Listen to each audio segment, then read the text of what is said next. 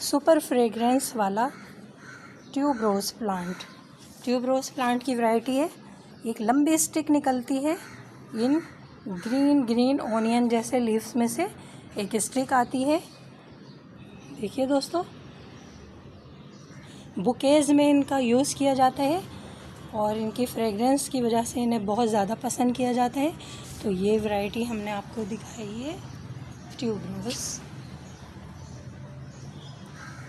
Flower भी बहुत खूबसूरत होते हैं। पूरी स्टिक कट करके दोस्तों इसे एक वाज में लगा देते हैं तो उसमें भी फूल खिलते ही रहते हैं।